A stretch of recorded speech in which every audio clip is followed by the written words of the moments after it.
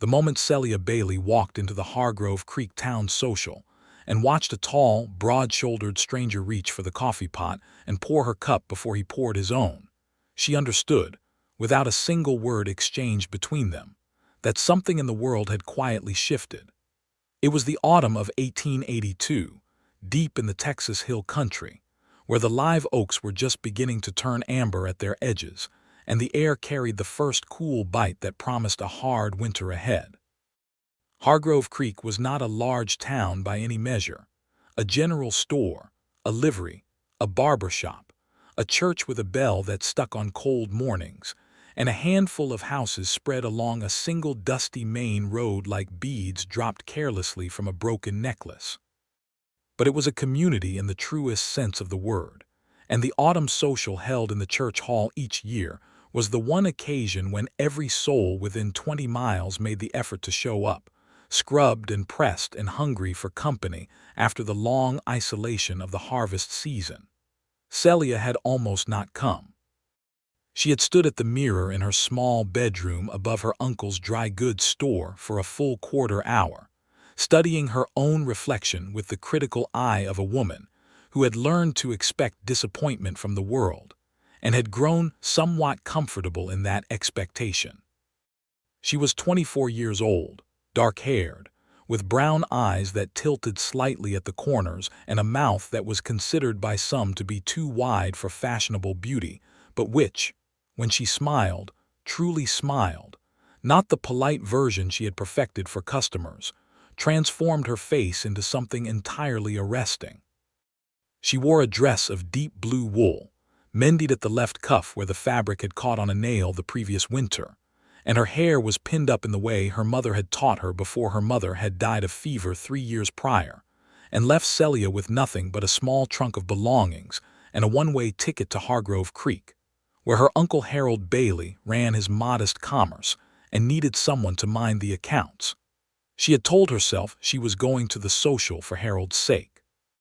He was 61 and arthritic, and could not manage the long walk to the church hall without someone to keep pace beside him on the uneven ground. She told herself it had nothing to do with loneliness, nothing to do with the quiet ache that settled into her chest each evening when the store closed and the lamp was turned low, and the only sound was the wind threading through the gaps in the window frames. She was practical. She was self-sufficient. She did not need a social in the way that some women in town seemed to need one, arriving breathless and bright-eyed and scanning the room with the frank desperation of people who have forgotten how to be alone. That was what she told herself. Harold had managed the walk well enough, aided by his hickory cane, and the moment they arrived he was absorbed into a cluster of old friends near the door, leaving Celia to navigate the crowded hall on her own. The room was warm from the bodies packed into it, and from the 2 cast iron stoves working hard at each end. Trestle tables had been set up along one wall and covered with food pies and cornbread and pickled vegetables, and a roasted haunch of venison that smelled extraordinary, and beside the food, a large tin coffee pot sat on a trivet, steaming steadily, with a row of mismatched cups arranged alongside it. Celia drifted toward the coffee because she was cold from the walk and because it gave her somewhere to be. The hall was loud with conversation and laughter and the tentative tuning of a fiddle somewhere in the back corner. She reached for a cup, and that was when she became aware of the man standing just to her left. He was not the most immediately striking man in the room. He was tall, certainly, with the lean, weathered build of someone who spent more days outdoors than in, and his dark hair was damp at the temples as though he had washed up hurriedly before coming. He wore a clean shirt, dark trousers, and a vest of brown leather that had seen considerable use. His boots were worn at the heel. His hands, when he reached for the coffee pot, were calloused and large, the hands of a man who worked with them daily, and what happened next was so unremarkable in its simplicity that it should not have meant anything at all. He picked up the pot, glanced sideways, saw that she was reaching for a cup, and without a word, without ceremony, without even breaking the rhythm of his movement, he poured her coffee first. Then he set the pot back down, picked up his own cup and poured for himself. That was all. He did not bow. He did not make a show of it. He did not turn to her with a smile designed to communicate that he expected gratitude or admiration for the gesture. He simply did it, the way a person does something that is so deeply ingrained in their nature that they do not even register it as a choice. Celia stood with her cup of coffee, warm between her palms, and looked at him. He turned then, and their eyes met, and he had very dark eyes, almost black in the lamplight, with something honest and attentive in them that she was not accustomed to finding in men's faces at social gatherings in small Texas towns. "Evening," he said. His voice was low and even, without the exaggerated drawl some men put on when they were trying to appear more rooted in the land than they perhaps were. "Evening," she replied, and then someone across the room called his name Tobias, and he nodded once at her politely and moved away. Celia Bailey stood with her coffee and watched him go. She did not know his name until she heard it spoken. Tobias. She turned the word over in her mind the way you might turn a smooth river stone in your hand, feeling the weight of it. She did not forget what he had done with the coffee pot. She would not forget it for a long time. His full name she learned within the next hour from Mrs. Dunbar, who knew everything about everyone and dispensed the information freely and without much encouragement, was Tobias Whitaker. He was 28 years old and had come to the Hargrove Creek area 6 months prior, having purchased a parcel of land 3 miles east of town from Old Man Sutter, who had given up ranching due to a bad knee and a worse back. Tobias had a small herd of cattle, a dozen head at present, with ambitions for more, and he was apparently in the process of rebuilding the house on the property, which had been let go to some considerable disrepair under Sutter's final years of tenancy. He was unmarried. He had come from somewhere north, Kansas, Mrs. Dunbar believed, though she was not entirely certain.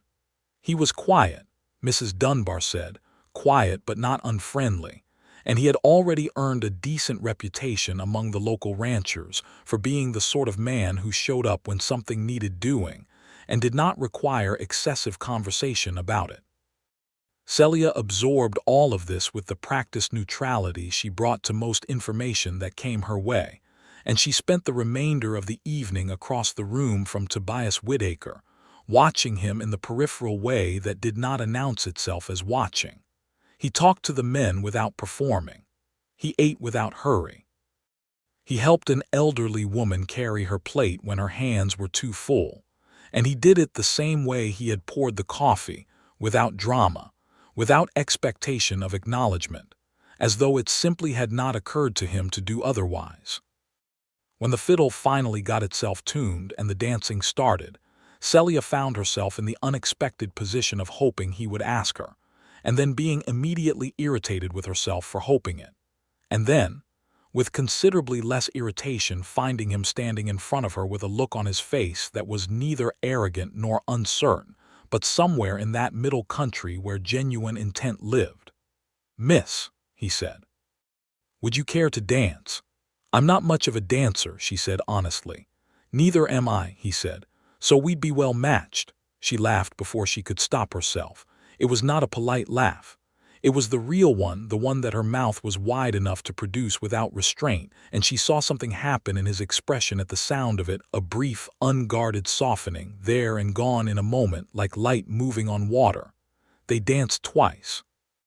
He was, as promised, not much of a dancer, but he was careful not to step on her feet, and he held her with a respectful and steady firmness, and he talked to her about the land he had purchased with the frank enthusiasm of a man who had been burning to talk about something for some time, and had not found the right person to talk about it with. He told her about the creek that ran through the eastern edge of his property, cold and clear even in summer. He told her about the 2 live oaks behind where the house would stand, massive and ancient, their branches spreading wide enough to shade half an acre.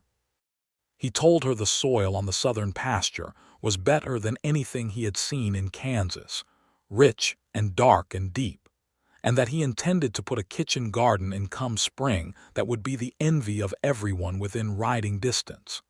She told him that his ambitions for the kitchen garden were admirable, and that if he intended to grow tomatoes, he should know that the deer were merciless in this part of the country, and he would need a good fence. He thanked her for the warning with complete seriousness, and said he would see to the fence first thing. When the second dance ended and they stepped back from each other, she felt the loss of the warmth of his hand at her waist more acutely than she wished to. They stood together for a moment in the middle of the clearing that had been made for dancing, and neither of them seemed in a great hurry to move apart, and then Harold called for her from across the room because his knee was aching, and he wanted to start the walk home while his legs still cooperated. "Good evening, Mr. Whitaker," she said. "Good evening, Miss Bailey," he said. He had learned her name somewhere in the course of the evening, just as she had learned his. She walked home beside her uncle in the dark, holding his arm over the uneven ground, and the stars above the Texas hill country were extraordinary, as they always were out here where there was no gas lighting to compete with them, and she thought about dark eyes and calloused hands and a coffee pot tilted in her direction before it was tilted in his own. Harold noticed that she was quiet. "Good time?" he asked. "Tolerably," she said. He made a sound that communicated considerable skepticism about the word tolerably, and they walked the rest of the way home in comfortable silence. The next morning, the store opened at 7 as it always did, and Celia was behind the counter at 6:45, checking the accounts from the previous day with a pencil and a cloth-bound ledger, when the bell above the door rang at 1 minute past 7, and she looked up to find Tobias Whitaker ducking through the doorway with his hat in his hand. She was startled enough that she nearly dropped her pencil. She recovered it and set it deliberately on the counter and said, with what she hoped was a reasonable approximation of composure, "Mr. Whitaker, good morning." "Good morning, Miss Bailey." He looked around the store with the assessing eye of a man who is genuinely looking at it rather than performing the act of looking. "Your uncle runs the place." "My uncle owns it," she said. "I run it. He has bad knees." Something shifted in his expression. Appreciation, she thought. "I need fencing supplies," he said. "Wire posts, the hardware for it. And I was told to come here first before I thought about making the trip to Fredericksburg." "You were given good advice," she said. "Come and tell me what you need." He did. He had a list, handwritten on a scrap of brown paper, and he handed it to her with a slight hesitation, the hesitation, she quickly realized, of a man who was not entirely certain his handwriting would be considered adequate. She looked at the list. The writing was plain and careful and entirely legible. "This is a considerable fence," she said, looking up at him. "I was warned about the deer," he said. She felt warmth move through her chest. He remembered what she had said. Not just in the general way that people remember advice they are given, but specifically, deliberately, with the clear intention of acting on it. She filled his order from the store's back room, carrying what she could herself and calling on the stock boy, young Billy Peters, to help with the heavier items. The wire came in rolls and the posts were lengths of treated timber that wanted some managing, but they got it all sorted and loaded onto his wagon, which was drawn up outside the door, within about 40 minutes. When he paid, he was precise about the amount, no rounding in either direction, the exact figure from her tally. And when he took his change, he counted it without embarrassment and tucked it into his vest pocket with the unconscious economy of motion she was beginning to recognize as particular to him. "Thank you," he said. He put his hat back on. Then he paused, one hand on the door frame, and said without quite looking at her, "I expect I'll be in town again before long. The house needs a great deal that I don't currently have." "We carry most of it," she said. "Good." He looked at her then directly with those dark, attentive eyes. "Good," he said again and went out. She stood at the counter and listened to his wagon wheels on the packed dirt street and did not permit herself to smile until he was well and truly gone. He came back 2 weeks later, as promised, for window glass and caulking compound and a box of cut nails. Then again the week after that for lamp oil and a new chisel and a sack of cornmeal. Each time he appeared at the door of Bailey's dry goods in the same way, hat in hand, list in pocket, an unhurried and unceremonious manner that seemed to be simply the way he moved through the world. And each time they talked across the counter with the increasing ease of people who have discovered that they share a natural rhythm of conversation. He told her about the progress of the house. The roof had been the first priority, because a leaking roof compromises everything that comes after it, and he had spent the better part of a week up there with tar paper and new shingles, working in the morning hours before the heat of the day made it impossible. The interior walls needed replastering. The floor in the main room was sound, but the kitchen floor had a soft spot near the east wall that would need to come up and be replaced from underneath. She found, to her surprise, that she was interested.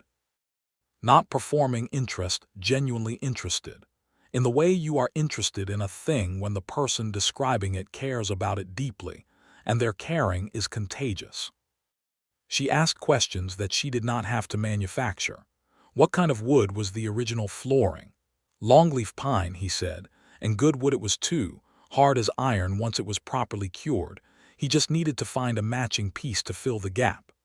Did the creek flood in spring? He did not know yet, he said. This would be his first spring on the land, but the high watermarks on the old cottonwoods along the bank suggested it came up considerably. He was planning his lower pasture fence line accordingly. She liked that he planned carefully. She liked that he observed things, watermarks on trees, the quality of soil, the direction a house faced, and what it meant for warmth in winter and shade in summer. These were the observations of a person who intended to stay somewhere, who was putting down roots with purpose and deliberateness. She understood that pull. She had not had roots in a very long time.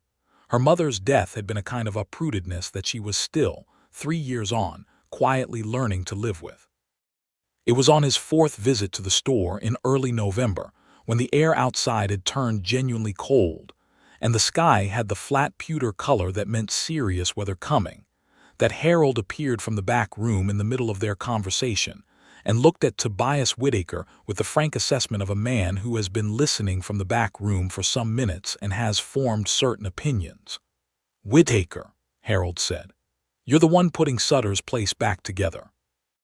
"Yes, sir," Tobias said. "Good parcel of land," Harold said. "Old Sutter was a fool for letting the house go the way he did. You need help with anything, you talk to my niece. She knows where to get everything in this county and half of the next one." "I have noticed that," Tobias said. Harold made a sound of satisfaction and retreated back to the room where he spent most of his days now, his accounts and his fire and his newspapers from San Antonio that arrived 3 days late but which he read with thoroughness and pleasure. Celia looked at Tobias and Tobias looked at Celia, and there was a moment of mutual acknowledgement that her uncle had just done something transparently promotional on her behalf, and that they were both aware of it, and that neither of them was entirely displeased. "He is not subtle," she said. "No," Tobias agreed. "But he is not wrong, either." The cold weather that had been threatening descended in earnest the following week, and the roads became difficult, and Tobias's visits to town necessarily became less frequent. Celia found herself noticing his absence in the same way you notice a sound stopping, not dramatically, but in that quiet way where something that had become part of the texture of your days is suddenly not there. She kept busy. There was always enough to keep busy with in the store inventories and orders, and the management of credit accounts for the various ranching families in the area, some of whom were reliable payers, and some of whom required careful and diplomatic management. She read in the evenings. She wrote letters to her mother's sister in Georgia, who was the only family she had left besides Harold. She attended church on Sundays and helped Mrs. Garvey, the minister's wife, with the preparations for the church's winter aid collection for families who had suffered poor harvests. She did not think about Tobias Whitaker obsessively or constantly. She was too sensible for that, and too acquainted with the way hope could mislead a person if you let it run ahead of the facts. What she had were a series of pleasant conversations across a store counter, and 2 dances at a social, and the memory of a coffee pot lifted in her direction before his own cup was considered. These were not nothing, but they were not something definitive either, and she was careful not to build too much on an uncertain foundation. Then, in the second week of December, a matter arose that brought Tobias Whitaker into the store on a different kind of errand. It was a Tuesday afternoon, and Celia was in the back room checking off a delivery against the manifest when she heard the bell and came out to find not Tobias, but a man she did not know, a heavy, red-faced man in a good coat, and a hat that was too new for his face, standing at her counter with an expression of someone accustomed to being obliged quickly and without friction. "I need to speak to the owner of this establishment," the man said. "I manage the establishment," Celia said. "My uncle is the owner. If your business concerns the store, you can speak to me." The man looked at her the way some men looked at women who occupied positions of practical authority, with a mixture of annoyance and dismissal that he barely bothered to conceal. "It concerns a piece of land," he said, "specifically the parcel east of town that was sold to a man named Whitaker. I understand Bailey's store has been extending credit to Whitaker for his building supplies." This was true. They had worked out a modest credit arrangement, sensible terms, which Tobias had been meeting punctually. "That is a private business matter," she said. "I represent Cornelius Aldridge," the man said, as though that name should settle everything. "Mr. Aldridge has an interest in that property. He believes the original sale from Sutter may not have been entirely clean, and he intends to pursue the matter through the county court. I am here to advise anyone with financial entanglements with Whitaker to be cautious." Celia looked at this man for a long moment. "I'll advise you," she said, "to retain a lawyer if Mr. Aldridge has a legal claim, and to pursue it through the appropriate channels rather than coming into my store to apply pressure on third parties.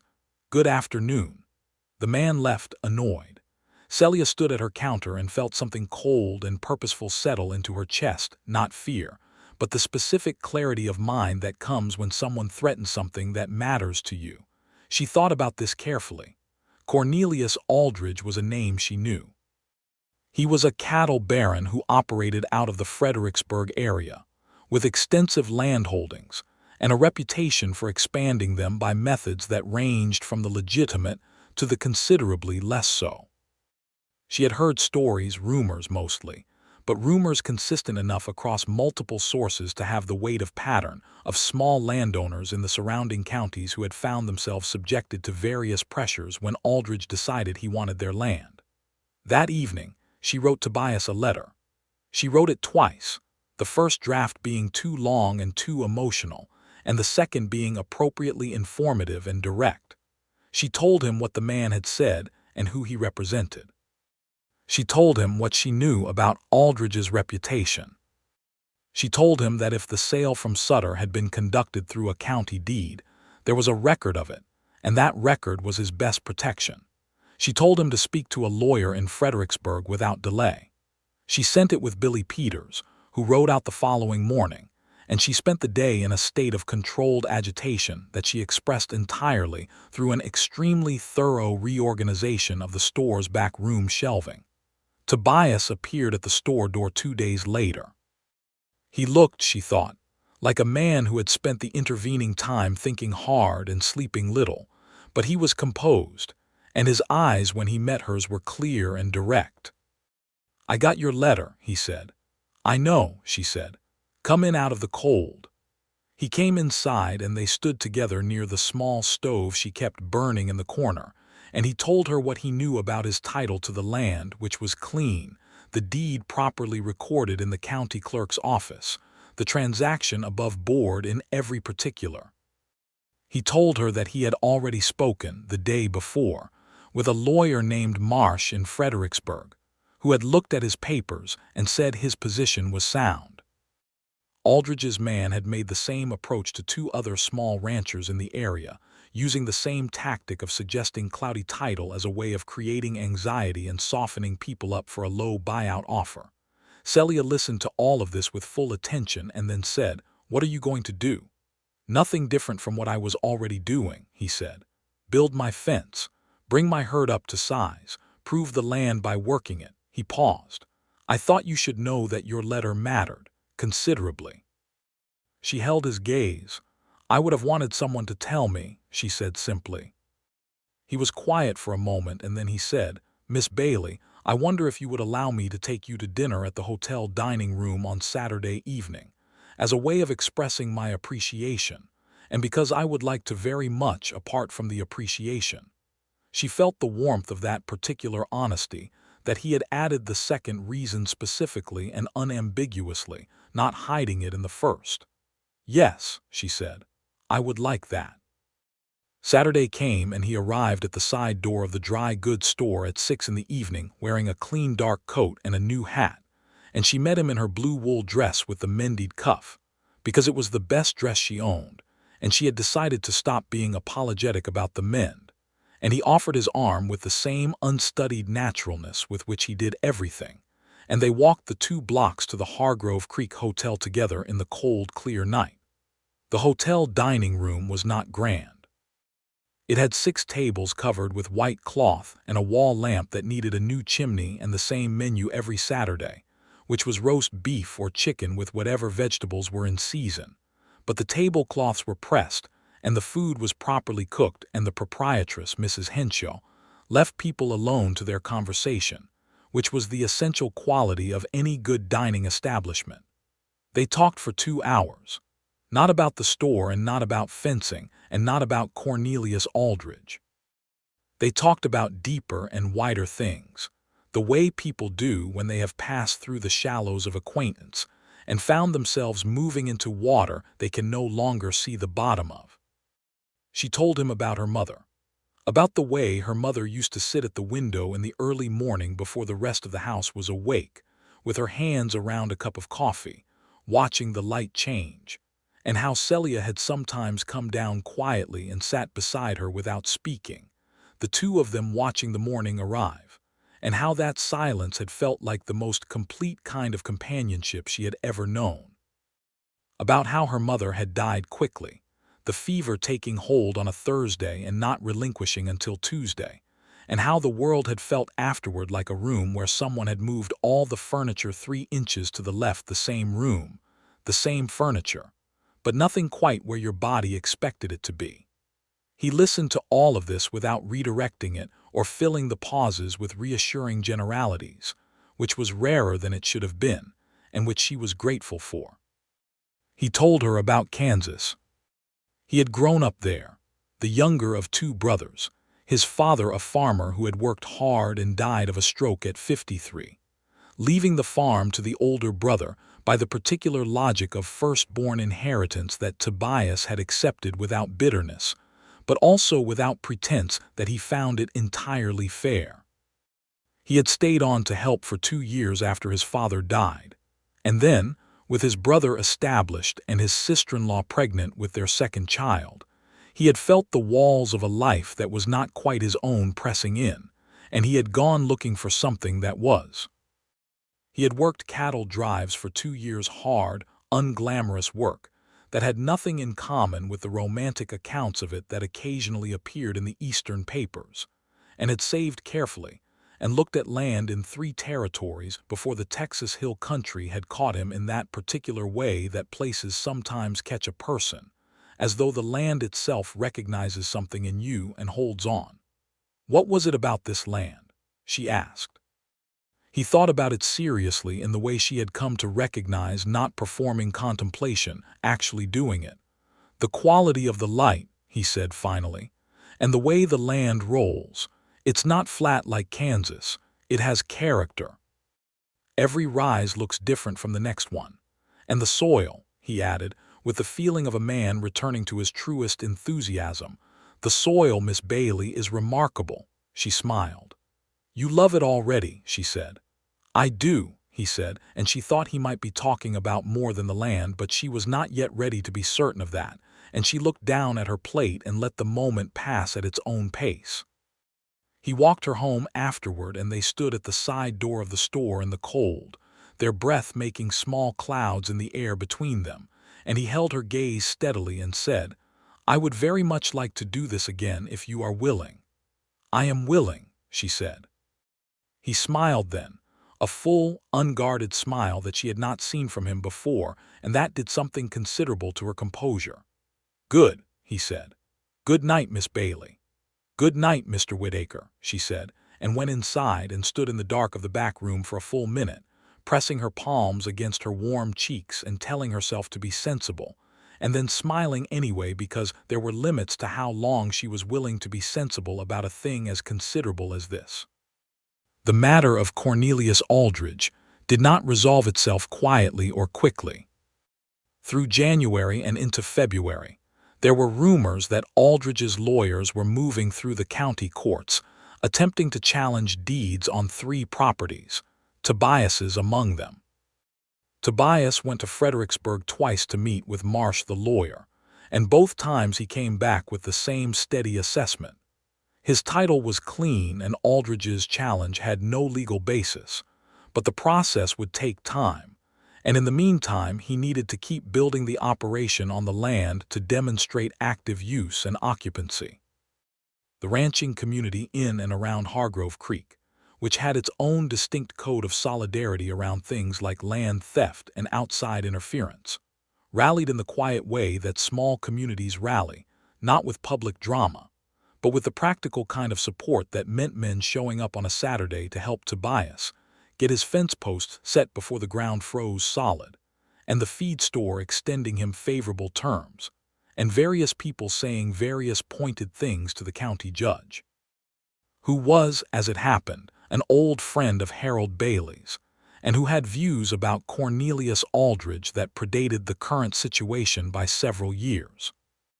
Celia played her own part in this, which consisted primarily of keeping meticulous records of every transaction between Bailey's Dry Goods and Tobias Whitaker, organized and dated and witnessed, so that if it ever became relevant, the documented history of his investment in the property was unambiguous.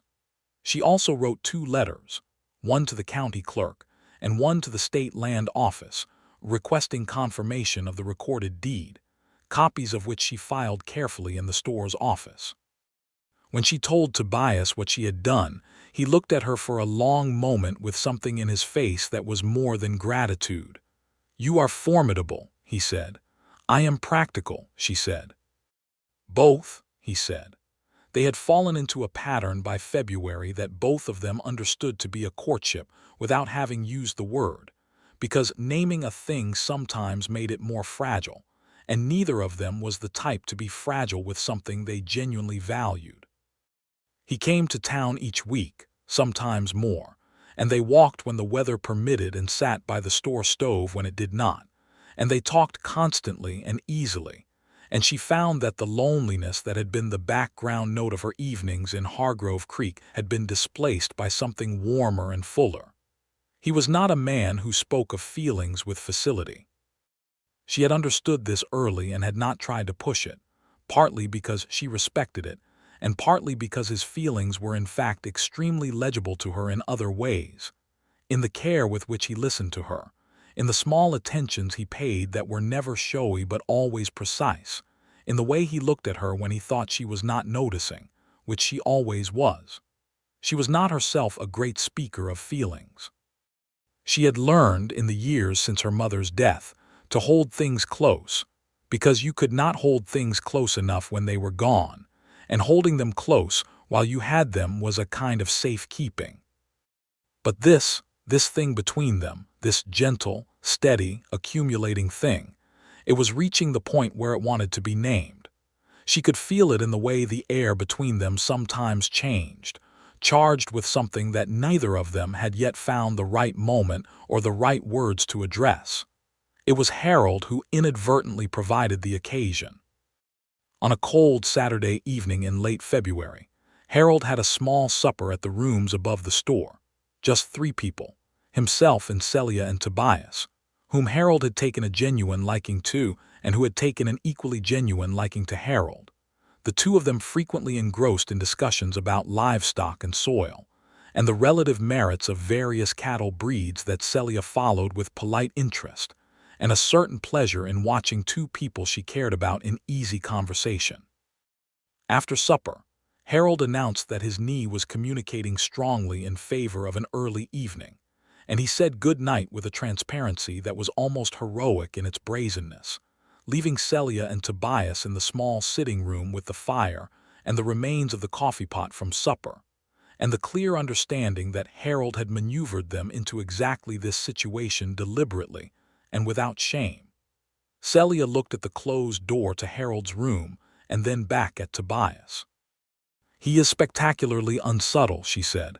"He is," Tobias agreed. "Shall I go?" "No," she said, and the word came out with more directness than she had planned, and she saw him hear it. He was quiet for a moment, looking at the fire, and then he turned to face her fully, with the kind of settled composure that she had come to understand was not the absence of emotion in him, but the thing that emotion looked like in a man who moved through the world carefully. "Celia," he said, her first name, the first time he had used it without hesitation or qualification, and it landed with a weight that was disproportionate to its two syllables. "I have been spending considerable time thinking about something and not saying it, and I am aware that silence on a matter eventually becomes its own kind of statement, which is not the statement I want to be making." She waited. "I want to ask you to marry me," he said. "I want to ask you to consider it at least, not because I am in a hurry and not because I feel any pressure of circumstance, only because I have come to understand very clearly that you are the particular kind of person I was hoping to find out here, and I did not expect to find you as quickly as I did, and I do not want to take so long being careful about it that I lose the chance." The fire crackled. Outside, the wind moved along the eaves of the building. "That is a very careful proposal," she said, and her voice was not quite steady. "I am a careful man," he said. "Mostly." She looked at him, at the honest, attentive face, the calloused hands, the worn-heeled boots, the man who had poured her coffee first without thinking about it because that was simply how he was made, and she felt the last careful wall inside her chest give way quietly, like a door that has been leaning shut against a latch that was never quite engaged. "Yes," she said, "I will marry you." He released a breath that she thought he might have been holding for some time. He reached across the space between them and took her hand, and his grip was warm and steady and certain, and they sat like that by the fire for a while, not saying very much, not needing to.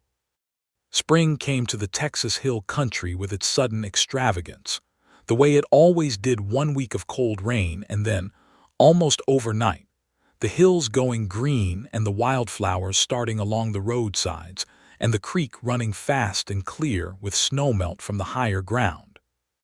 Tobias's land was particularly beautiful in the spring, he reported with considerable satisfaction, and the kitchen garden was underway, and the fence was solid, and the house, finally, truly, was beginning to look like a home. Celia went out to the property for the first time on an April Sunday, riding in Tobias's wagon along the road east of town, and then turning down the long lane between the live oaks that led to the house. She had built a picture of it in her mind from his descriptions, but the reality was better than the picture. The house was not large, 4 rooms, solidly built, the repaired roof gleaming in the spring sunshine, and behind it the 2 enormous live oaks spread their shade like a benediction over the backyard, and through the trees she could hear the sound of the creek, and the kitchen garden was laid out in neat rows south of the house, with the fence around it that Tobias had constructed specifically because of her advice about deer. She stood in the middle of the yard and turned slowly, taking it all in, and she felt something that she had not felt in 3 years, the specific feeling of standing somewhere and knowing that you belong there. Not because the place was perfect. Because it was the right size for a life, and the life in question had started to assemble itself around her in a way that felt, for the first time since her mother died, like something approaching wholeness. "Well," she said. "Well," he said from beside her, watching her face with careful attention. "I like it very much," she said. "The garden fence is excellent." He laughed and she laughed, and the two live oaks were old enough to have heard many things and were not particularly impressed by any of it, which was exactly as it should be. The wedding was planned for June. There was no particular reason to wait, and Celia was not a woman who needed an elaborate ceremony, and Tobias had made clear that whatever she wanted was acceptable to him, and that what he wanted, at its simplest, was to get on with their life together. The Aldridge matter resolved itself in April before the wedding, which was perhaps providential. The county judge, who as noted had certain pre-existing views on Cornelius Aldridge, examined the deed challenge, found it without merit, dismissed it, and wrote an opinion that was dry in its legal language but devastating in its implications for Aldridge's methods. And a copy of that opinion was forwarded to the state attorney general's office at the judge's initiative, which set in motion a broader examination of Aldridge's land acquisition practices that would take well over a year to fully unfold, but which effectively ended his appetite for going after small ranchers in that particular corner of the hill country. When Tobias told Celia the news, he came into the store and stood at her counter and said, "It's done. The judge ruled in my favor," and she came around the counter and took both his hands in both of hers and squeezed them hard, and he looked down at their joined hands and then up at her face and said, "Thank you for the letter you wrote last December. I have thought about what might have happened if I had not known to prepare." "You would have figured it out," she said. "Perhaps," he said, "but later." And the knowing earlier mattered. He paused. "Everything you do matters to me, Celia." She held his gaze. "I know," she said softly. "The same is true in the other direction." They married on the third Saturday of June, in the Hargrove Creek church with the sticky bell, which had been oiled for the occasion and rang without incident. The ceremony was conducted by Reverend Garvey in the simple and sincere manner of a man who had performed many weddings and believed in the institution without sentimentality. Harold gave Celia away, managing the aisle without his cane, and with considerably more dignity than he had suggested he could muster. Mrs. Dunbar cried. Several of the ranching families who had come to respect Tobias over the winter were present, and there was a reception afterward in the church hall, the same hall where, 8 months prior, a coffee pot had been lifted in a direction that started everything. Celia noticed that someone had set out a coffee pot on the table. She noticed further that at the moment when she and Tobias stood together at the table for the first time as husband and wife, he picked up the pot, and without thinking, without ceremony, without anything but the deep and habitual instinct of the man he was, he poured her cup first. She looked at him. He looked at her. He had not even registered doing it, she realized. It was simply what he did. It was what he had always done. It was as natural to him as breathing. And then she laughed, and he saw why she was laughing. An understanding moved across his face like the morning light she had been watching through windows her whole life, and he lifted his own cup and touched it to hers and said, quietly, just for her, "To the kitchen garden and the fence, and everything that comes next." "To everything that comes next," she said, and drank. What came next unfolded with the irregular, imperfect, deeply satisfying pace of an actual life being actually lived.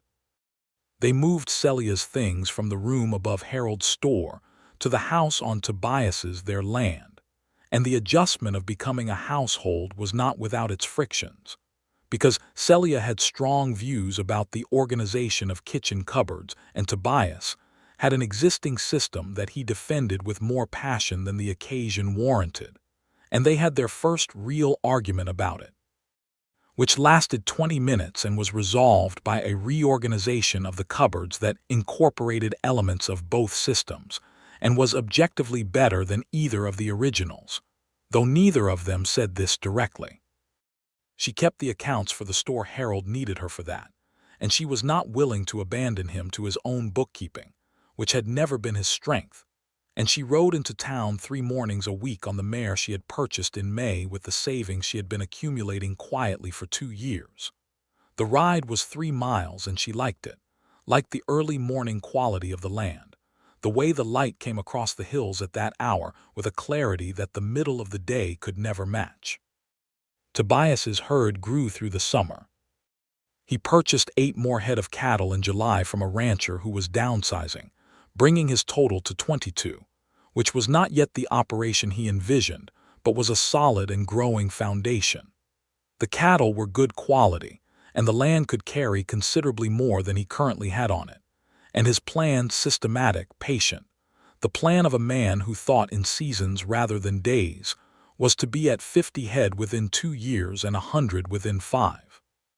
He also, true to his word, produced a kitchen garden that was extraordinary. The tomatoes came in August in staggering abundance, and the beans and squash and peppers and corn were all exceptional, and the deer fence held perfectly, and Celia found herself canning vegetables for 3 weeks of August and early September with a satisfaction that surprised her with its depth. The satisfaction not just of the work itself, but of the work done in this place, in this life, with the sounds of the land and the man she had married moving outside the kitchen window. Harold came out to visit on a Sunday in September, brought by Billy Peters in the store wagon, and he sat in the shade of the 2 live oaks and ate a tomato that Tobias pulled directly from the vine and handed to him with a pocket knife. And Harold said, with the air of a man making a formal pronouncement, "That is the finest tomato I have encountered in the state of Texas." And Tobias received this judgment with the pleasure of a man who has been wanting someone to say exactly that. Fall came back around, and with it the anniversary of the social at the church hall, which they attended together this time, which was a different kind of experience entirely. Celia stood in the same hall where she had stood a year ago with a cup of coffee and an ache in her chest, and a practiced neutrality she had mistaken for contentment. And she looked at the room through the lens of the year that had passed, and she felt the difference between then and now as something almost physical, a warmth and a fullness that had not been there before, that she had not known to name as missing until it arrived. Tobias was at her shoulder. He bent slightly and said near her ear, "Last year you were standing over there by the coffee pot looking as though you were bracing for something." She turned to look at him. "I probably was," she said. "I usually am." "Not so much lately," he observed. She thought about this honestly. "No," she said, "not so much lately." He smiled at her with that full, unguarded smile she had first seen on the night he asked her to dinner, and she thought about the woman she had been a year ago in this same room, careful, self-contained, armored against hope, and she felt enormous tenderness for her, and also an enormous gladness that she had come to the social that evening despite every reason she had manufactured to stay home. Winter came again, the second winter, and it was harder than the first. A series of blue northers that dropped the temperature below freezing for stretches of several days, and caused considerable anxiety about Tobias's herd, which required constant checking and supplemental feed, and the particular vigilance of a rancher who cannot afford to lose animals to cold. He was out every morning before dawn and several times during the days when the weather was worst, checking fences and water sources, and moving the cattle to the more sheltered pasture on the southeast side of the property. Celia kept the stove going and the coffee hot, and the meals ready when he came in. And when he came through the door blue-fingered and red-cheeked from the cold, she had his cup filled before he had his coat off. And he looked at her across the warm kitchen with something in his eyes that was larger than gratitude and smaller than any word she could find for it. And she thought that this, the dailiness of it, the ordinary faithful showing up of 2 people in the particular life they had chosen together, this was the real thing. Not the dances and the dinners and the charged moments. Those were the sparks. This was the fire. They lost 2 steers in the worst cold week of January, and Tobias came in from finding the second one with his jaw set, and his eyes bleak in the particular way that men who work land get when the land takes something back from them. He sat at the kitchen table and did not speak for a while, and Celia did not fill the silence with empty comfort, but she sat across from him and kept her hands around her cup and let him have the silence until he was done with it. "We're still ahead," she said eventually. "The numbers are still ahead of where you started." "I know," he said, "and next winter you'll build a proper shelter for the south pasture, We were talking about it in November." "I know," he said again. He looked at her. "You know what you are." "What am I?" she asked. "The most sensible person I have ever spent time with," he said, "and I mean that as the highest kind of praise." She considered this. "I will take it," she said. He reached across the table and covered her hands with his. They sat like that in the warm kitchen with the cold pressing at the windows and the cattle safe in the sheltered pasture. And the world outside was hard and demanding and entirely indifferent to the small circle of warmth they had built. And the world inside was theirs. Spring came again, as it always does, with its sudden amnesia about winter, its insistence on green and bloom and the sound of water running free. The kitchen garden went back in. The herd, despite the 2 losses, was now at 26 head with a promising crop of new calves. The house, which Tobias had continued to work on through the months, was tighter and better and more fully theirs than it had been the previous year. And in March, Celia told Tobias she was going to have a baby.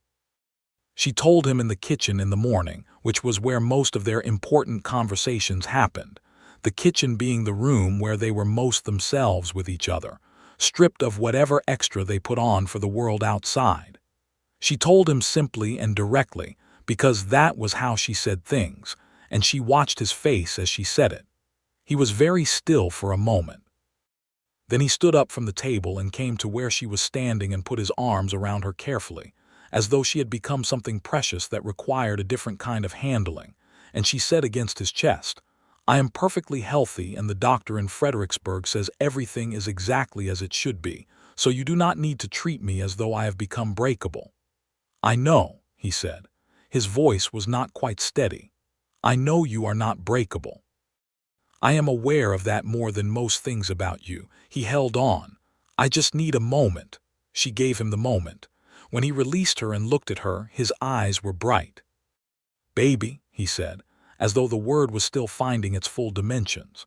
"Around October, the doctor thinks," she said. He looked out the kitchen window at the spring morning, at the kitchen garden fence and the live oaks and the pasture and the land that he had been building something on since before she was part of it. And she saw him expanding the picture to include this new thing, making room for it in the future he had been constructing so carefully. "The shelter for the south pasture goes up in June," he said, "before it gets too hot to work hard, and the house needs an additional room before October." "Yes," she said, smiling. "And I will need to talk to Harold about the store accounts because you should not be riding 3 miles each way in the later months, Tobias." "What?" "You are making a list." He looked at her. "I am," he said. "Is that a problem?" "No," she said. "It is exactly what I expected you to do, and I find it very reassuring." He shook his head, and the bright look in his eyes turned into the full smile, and he kissed her properly, there in the kitchen in the spring morning. And outside the creek ran clear, and the calves were in the pasture with their mothers. And the tomato seedlings she had started in paper pots on the kitchen windowsill were 3 inches high and reaching toward the light. The pregnancy was not easy in the summer months. The heat of a Texas August was not designed for a woman in her 6th and 7th month, and Celia was frank about being uncomfortable and managed her discomfort with the practical stoicism she brought to most things.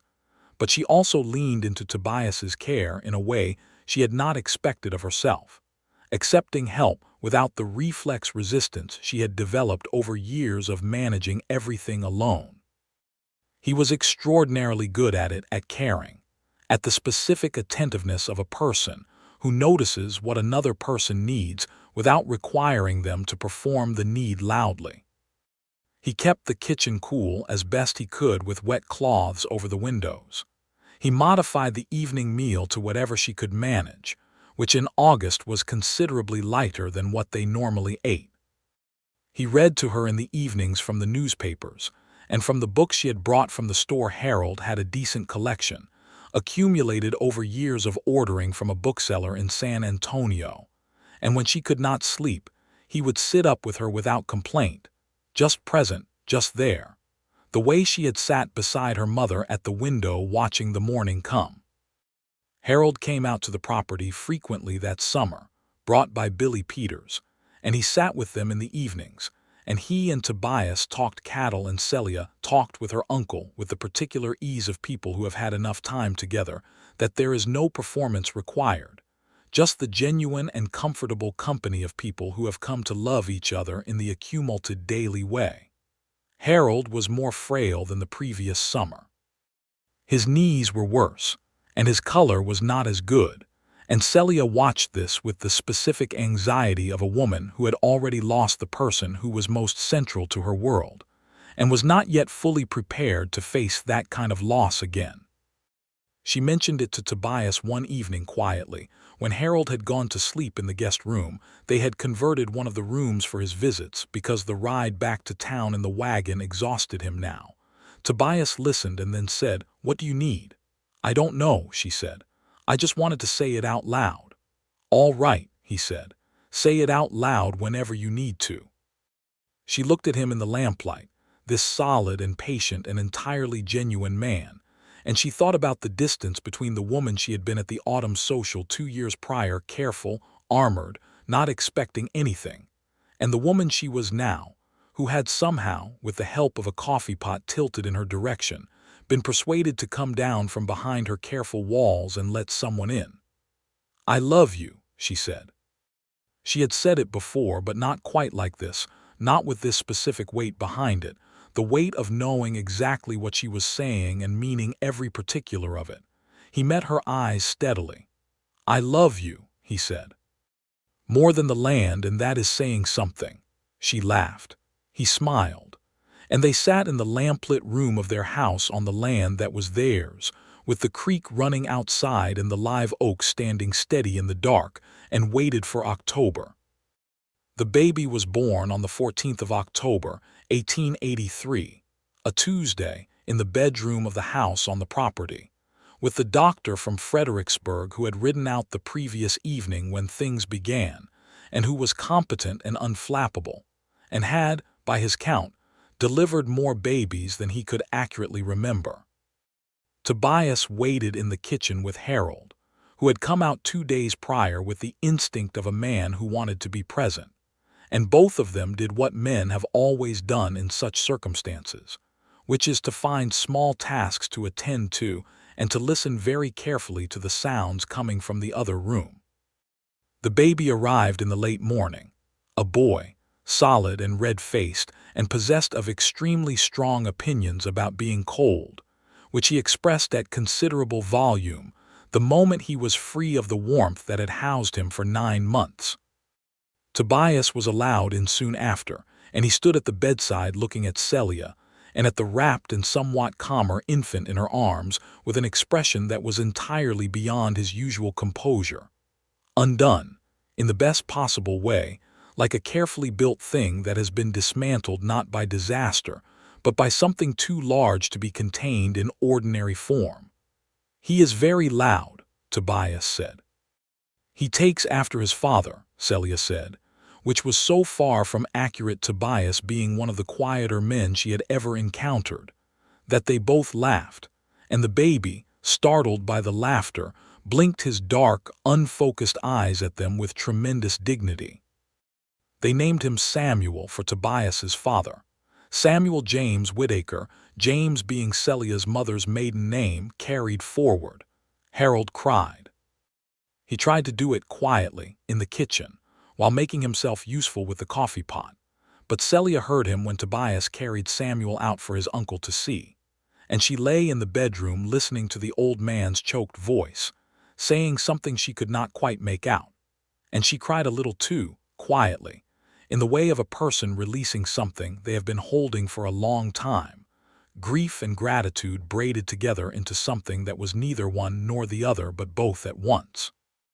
Life with Samuel was the particular kind of wonderful exhaustion that new parents discover with uniform surprise regardless of how much they have been warned about it. Samuel was healthy and demanding and grew with a speed that seemed almost aggressive. And by spring, he was sitting up and looking at the world around him with an alert and curious intensity that Celia recognized immediately as Tobias's way of observing things, and found so moving in that small face that she sometimes had to look away. Tobias was with the baby the way he was with everything he cared about, consistently, attentively, without theater. He talked to Samuel seriously, as though the infant's incomprehension was a temporary technical problem rather than an absolute condition, explaining the cattle and the fence and the creek and the kitchen garden with the same earnestness he might have applied to any adult who was new to the property. He held him during the night wakings without complaint, walking the bedroom floor with that long, steady stride, while Samuel worked through whatever was bothering him. Celia, watching him, thought, "I did not know I was hoping for exactly this when I went to that social. I did not know what it was I was hoping for, but this is it." Harold's health improved slightly in the spring, not dramatically, but enough to reassure, and he hired a proper manager for the store, a capable young man named Foster who had kept books for a merchandising firm in Austin and who took to Bailey's dry goods with organized efficiency that Harold said was almost irritating in its thoroughness. This freed Celia from the 3 mornings a week obligation, though she continued to review the accounts monthly, partly from habit and partly because she liked to stay connected to the work she had done for 3 years before her life had so pleasantly reorganized itself.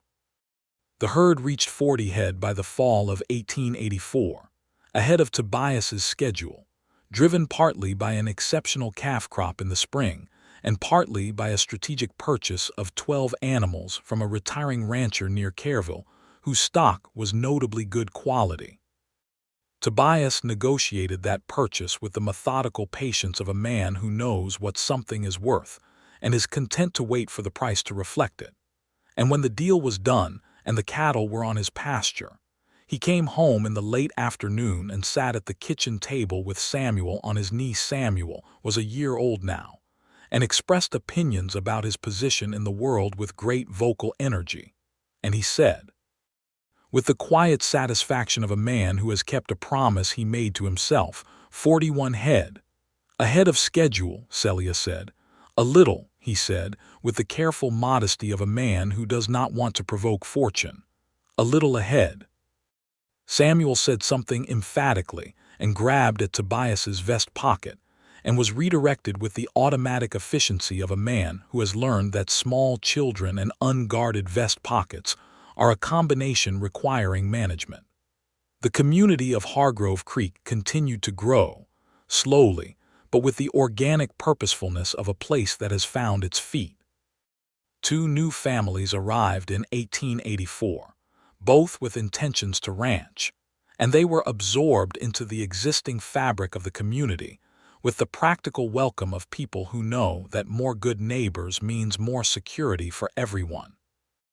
A second general store opened on the other end of the main street, which Harold accepted with equanimity and Celia thought somewhat irritating until she met the owner, a woman named Ada Price, who was 40 and practical, and became one of the people Celia liked best in the town.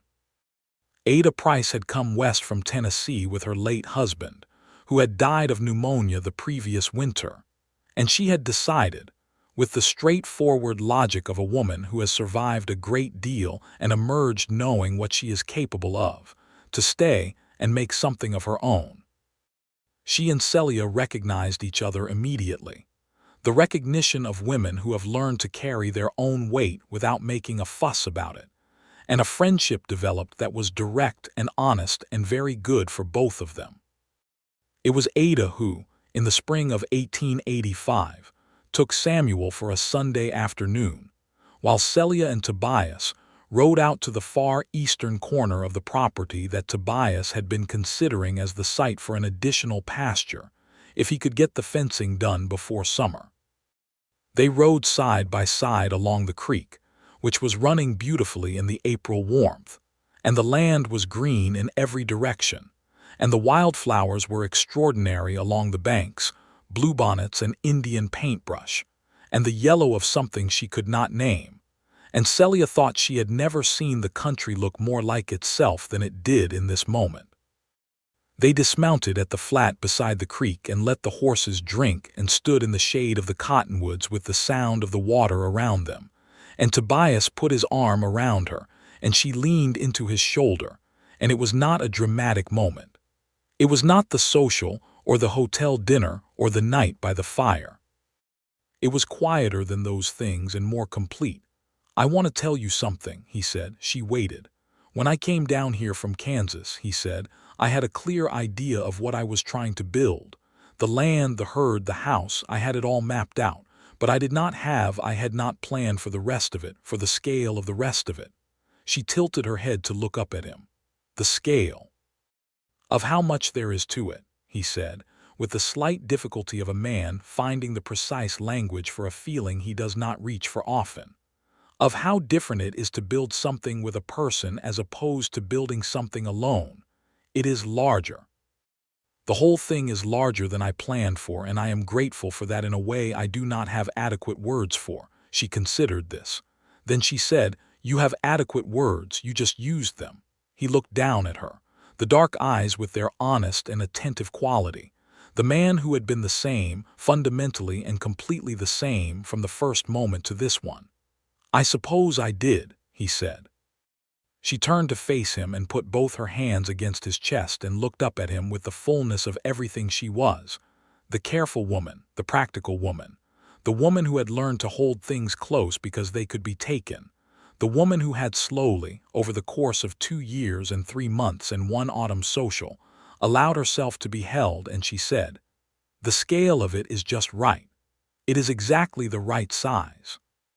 He bent and kissed her there by the creek, with the cottonwoods overhead and the water running clear over the stones and the horses pulling quietly at the grass on the bank, and it was exactly the right size, exactly sufficient, exactly enough. By the summer of 1885, the Whitaker Ranch, for it had begun to be called that by people in the county, which was its own kind of recognition, was 47 head of cattle on 320 acres of hill country land, with a tight and sound house behind 2 live oaks, a kitchen garden that had indeed become something of a standard against which others measured themselves, and a reputation as a well-run operation managed by a quiet and capable man with an equally capable wife. Samuel was walking and talking with spectacular enthusiasm.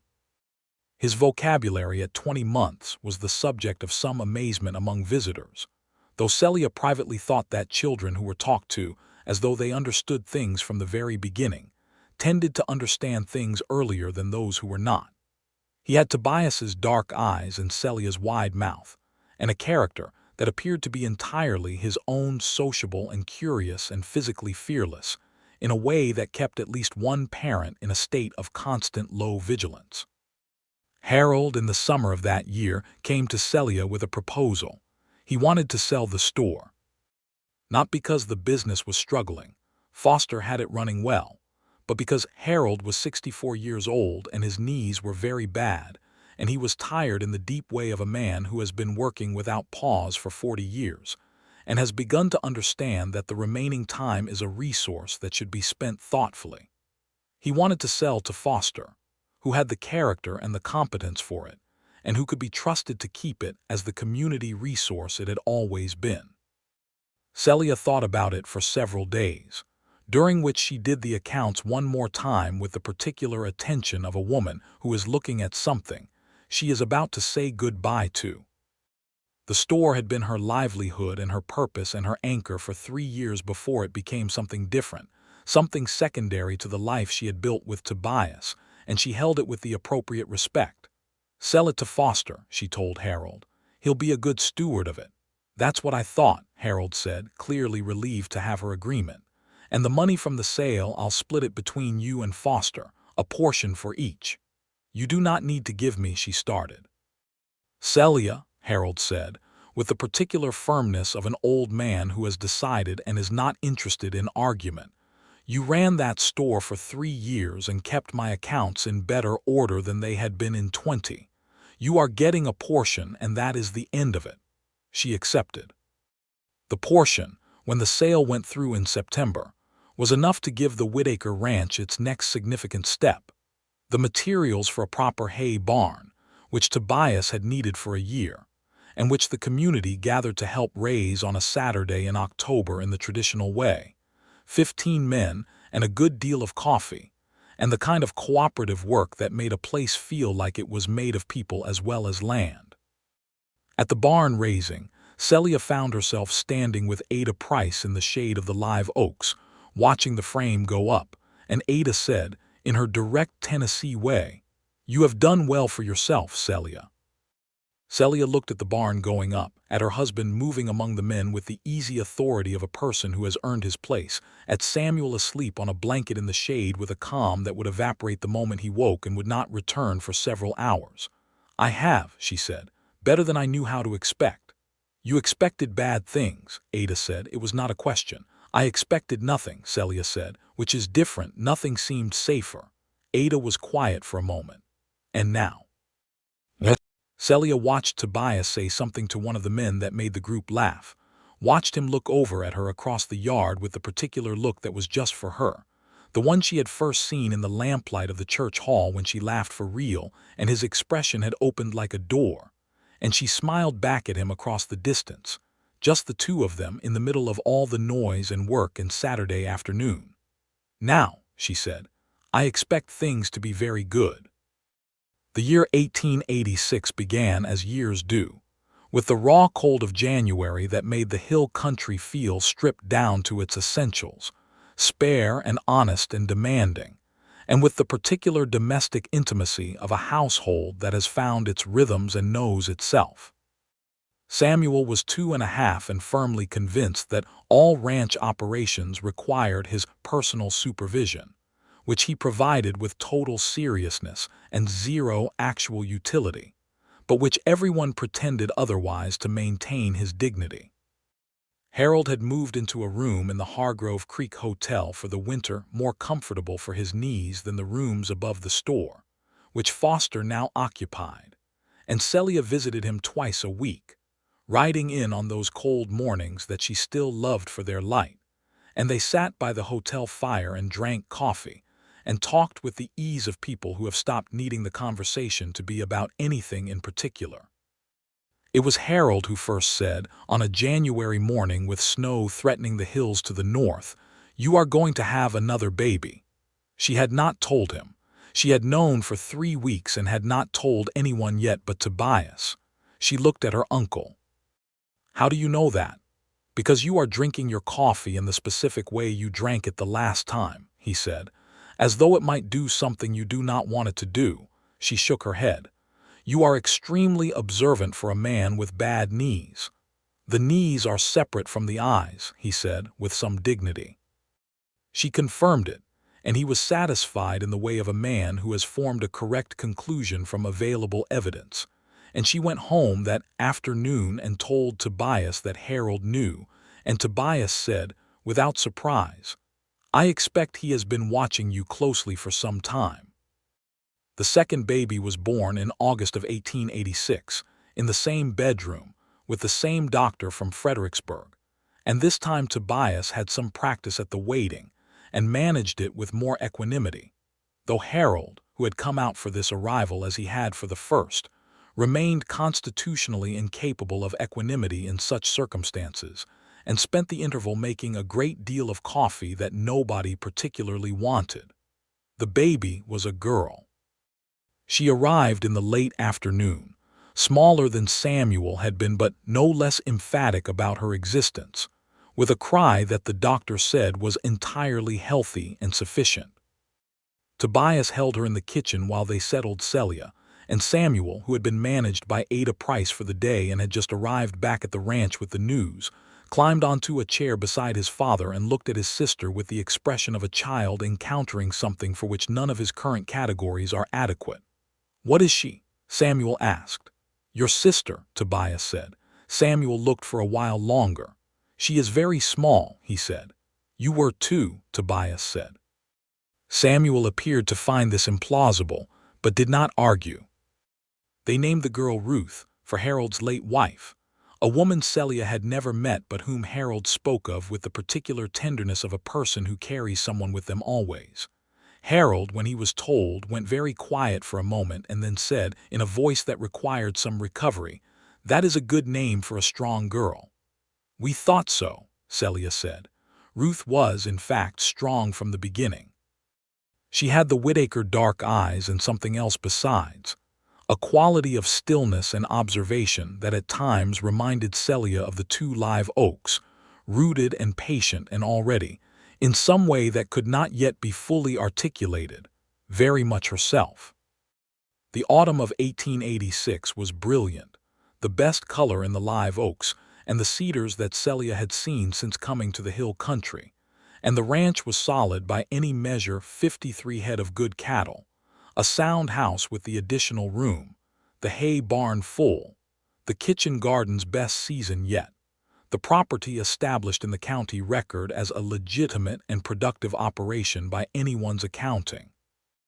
On a warm October evening, after the children were in bed and the house was quiet, Celia and Tobias sat on the back porch in the chairs he had built in the spring, the way they did when the weather allowed, looking out at the darkness where the land stretched away, hearing the creek and the cattle and the live oaks moving in the night breeze. The sky above the Texas hill country was enormous, the way it always was, and the stars were in their proper, unchanged positions. "Tell me something," Celia said. "What would you like to know?" She thought about it. "What are you going to teach Samuel first, about ranching?" He was quiet in the thinking way. "How to read a pasture," he said finally. "How to look at land and understand what it is telling you. Everything else follows from that." She nodded. That sounded right. That sounded like exactly the kind of knowledge a person who had been paying attention all his life would identify as foundational. "And Ruth?" she asked. He thought again. "Whatever she wants to know," he said. "She will tell us, I think, what she wants to know. She already has opinions about things." "She is 7 weeks old," Celia pointed out. "And already has opinions," he said. "She takes after you." Celia smiled into the dark. She would not argue with that assessment. They sat in the kind of quiet that is not empty but full of everything the years had made, everything that had accumulated between two people who had chosen each other, and kept choosing each other through the dailiness of it, through the cold winters and the difficult cattle and the legal battles and the lost sleep and the great surpassing sweetness of ordinary days done well together. Celia thought about the autumn social of 1882, about standing in the warm hall with a cup of coffee warm between her palms, watching a tall stranger walk away through the crowd, carrying his name in her mind like a smooth stone. She thought about the careful space she had lived in before him, not unhappy exactly, but incomplete in a way she had been too sensible or too afraid to admit. She thought about the long process of learning to trust what was happening, of letting it be real rather than holding it at the arm's length of her own caution. She looked at the man beside her, the man who had been, in the end and in the beginning, exactly what she had not known she was looking for: calloused hands, worn-heeled boots. A way of doing things quietly that missed nothing and forgot nothing, and regarded the people in his care as worth more than ceremony or show. She looked at the house behind them, the light in the children's window, the garden fence solid in the dark, the barn they had raised together with their neighbors and their community, the land all around them spreading away in the darkness, 320 acres of Texas hill country that was theirs in every sense of the word. She thought about the coffee pot. Such a small thing. Such an utterly unremarkable, completely ordinary, tiny thing. And yet she had known in that moment, in the way that sometimes you know a thing before you can explain why you know it, that a man who does that without thinking, without calculating, without even registering it as a choice, is a man made from particular material, the kind that lasts, the kind that can be trusted with the careful, precious, fragile, ordinary things. "What are you thinking?" Tobias asked. She looked at him in the starlight. "About the social," she said. 4 years ago." He was quiet for a moment. Then, "The coffee pot." "The coffee pot," she said. He did not make a speech about it. He was not a man who made speeches.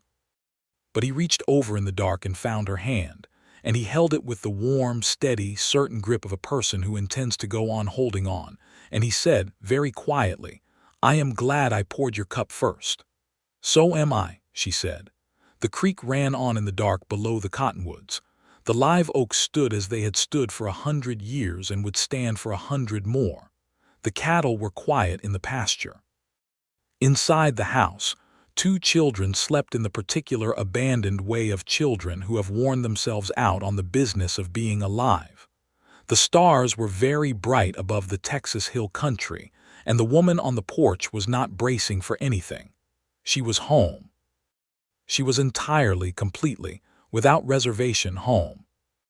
And in the years that followed, the years of Samuel learning to read a pasture, and Ruth expressing her opinions with increasing eloquence and precision, and the herd reaching 100 head as planned, and the community of Hargrove Creek growing around them and Harold living, until he was 71 and dying in his sleep in the hotel room with the newspaper from San Antonio folded on the table beside him, and Ada Price, becoming the best friend Celia had ever had, and the kitchen garden outdoing itself every single summer, and the children growing up knowing who they were and where they came from, and what the land was worth, in all of those years, in the ordinary and extraordinary accumulation of a life lived fully and together.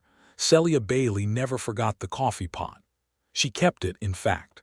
Not the one from the social, she didn't own that one, but the one Tobias had brought to the house when he first moved in, a battered tin pot from his Kansas days that had no business still functioning and yet did. It sat on the kitchen stove every morning of their life together, doing what it had always done, and every morning when she poured from it she thought of the beginning of things, and every morning that was a kind of gratitude she did not need to put into words. Tobias noticed. He had always noticed everything. One morning when Samuel was 8 and Ruth was 6, and the kitchen was full of the noise and chaos of children before school and the morning chores were pressing from outside, he caught her eye across the kitchen as she poured, and he gave her that particular look. The one she had first seen in the lamplight of the church hall, the door opening, and she gave it back, and the children noticed nothing, being entirely occupied with a dispute about a biscuit. And the world went on being exactly the size it was supposed to be, large enough to matter, small enough to hold theirs.